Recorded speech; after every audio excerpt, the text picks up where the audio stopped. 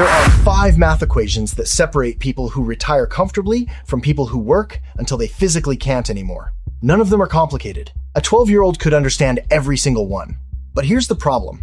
Nobody teaches them in school. Not in middle school, not in high school, not even in most college programs. And by the time the average person stumbles across them on their own, they've already lost 10 years of growth that they can never get back. Today, we're going to walk through all 5 with real numbers. Not theory, not vague advice, actual math you can plug your own situation into the second this video ends.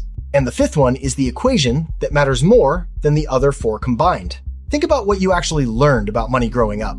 Maybe you learned how to write a check. Maybe someone mentioned a savings account. If you were lucky, a teacher spent 15 minutes on budgeting. But nobody ever sat you down and said, here is the exact math that determines whether you build wealth or stay broke for the next 40 years.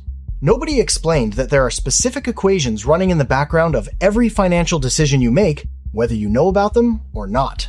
And that's the thing. These equations are running right now. For you. They don't care whether you understand them. They don't pause while you figure it out. Every year you don't know about them is a year they're working against you instead of for you. So let's go through them one at a time. Starting with the one you've probably heard of, but almost certainly underestimate. You've heard of compound interest.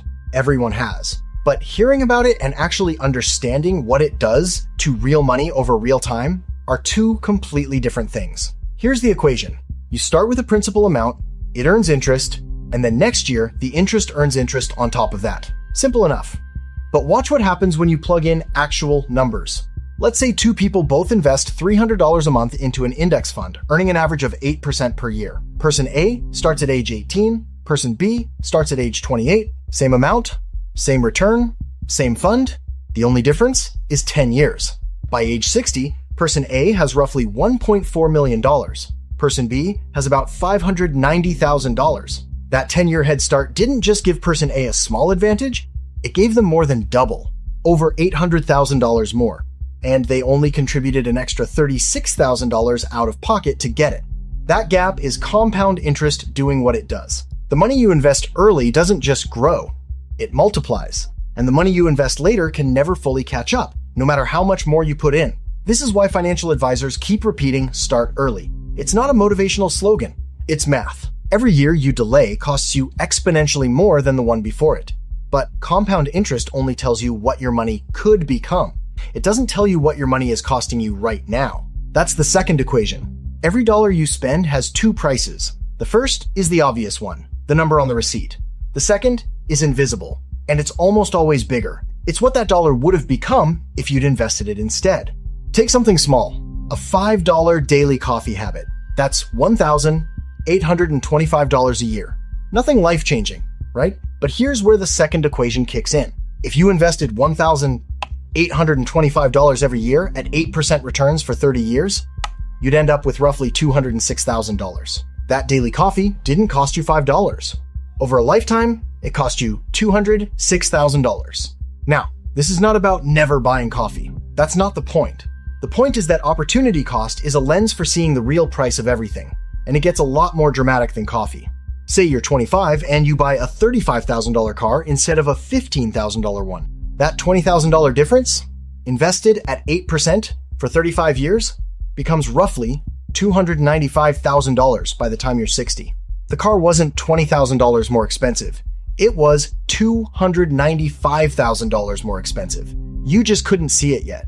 This equation changes how you evaluate every financial decision. Not, can I afford this? But what am I giving up forever by spending this? And once you start seeing money through that lens, you make very different choices. But even if you're making great choices and investing consistently, there's a force quietly eating your returns alive, and almost nobody accounts for it properly. Inflation is one of those things people acknowledge but don't actually do the math on. So let's do the math. If inflation averages 3% per year, something that costs $100 today will cost $181 in 20 years. Your money doesn't have to lose value on paper for you to get poorer. It just has to grow slower than prices. Let's say you've got $10,000 sitting in a savings account earning 0.5%. After 20 years, your account shows roughly $11,000. But in terms of actual purchasing power, that money can only buy, $6,100 could buy today. You, technically, made money, but you actually lost almost 40% of your buying power. This is why keeping large amounts of money in a regular savings account isn't playing it safe. It's guaranteeing that you lose. Every single year, inflation takes a bite, and over decades, those bites add up to huge chunks of your wealth disappearing. The real return on any investment isn't what the account statement says. It's what the account statement says minus inflation. If your investments earn 8% and inflation is 3%, your real return is 5%. If your savings account earns 0.5% and inflation is 3%, your real return is negative 2.5%. You are getting poorer every year you hold that position. This equation is the reason that doing nothing with your money is not a neutral choice. It's an active decision to get poorer slowly. But even when you are investing in beating inflation, there's another silent force reducing your returns every single year. Every time your investment earns a return and you get taxed on it, you lose a portion of the money that would have been compounding for you going forward. That's called tax drag. And over a lifetime, it's enormous.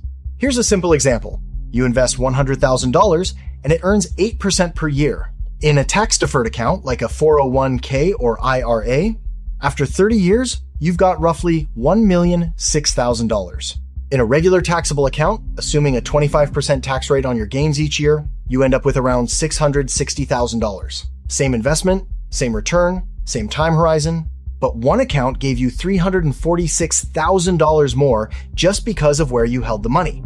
Now think about that for a second. You didn't earn less. You didn't invest less. You didn't take more risk. The only difference was the type of account. And it cost you over $350,000. But here's what makes all of this either devastating or irrelevant. The fifth equation, and it's the one that controls everything else. This is the equation that matters more than the other four combined. Because your savings rate doesn't just determine how much you invest, it determines how long you have to work. This is why people who understand money obsess over tax-advantaged accounts. Roth, IRAs, 401ks, HSAs, they're not doing it to be clever. They're doing it because the math is screaming at them. Every dollar you shield from annual taxation gets to compound at full speed. And over decades, the difference is staggering. The equation is straightforward. Your actual return is your pre-tax return multiplied by 1 minus your tax rate. If you earn 8% and pay 25% in taxes, your effective return drops to 6%. And remember equation 3? After you subtract inflation from that 6%, your real after-tax, after-inflation return might be 3%. That's the number that actually matters. And it's a lot smaller than the 8% you started with. If you save 10% of your income, you'll need to work for roughly 51 years before you can retire. If you save 20%, that drops to about 37 years. Save 50%, and you're looking at around 17 years. The relationship isn't linear. It's exponential. Going from 10% to 20% saves you 14 working years. Going from 20% to 30% saves you another 9. Every percentage point you add buys you back more time than the one before it. And here's why this equation controls the others. You can understand compound interest perfectly. You can know opportunity cost inside and out. You can account for inflation and use every tax-advantaged account available. But if your savings rate is 5%, none of that knowledge will save you. You'll still be working in your 70s. The savings rate is the volume knob on your entire financial life. Turn it up, and every other equation works harder for you. Turn it down, and even the best investment strategy barely moves the needle. The average American saves about 4% of their income. At that rate, retirement isn't a plan. It's a hope. The math doesn't care about intentions. It doesn't care about how hard you work or how much you deserve a comfortable retirement.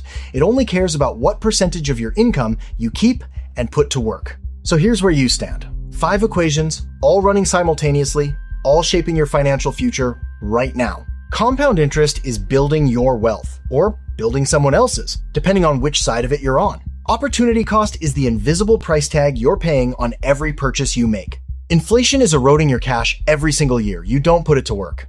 Tax drag is quietly eating your investment returns unless you're using the right accounts. And your savings rate is the master switch that determines whether the other 4 even matter. None of this is complicated. A teenager could understand every equation in this video. The problem was never intelligence. The problem was that nobody told you, and every year that passes without knowing this math is a year you can't get back. But now, you know.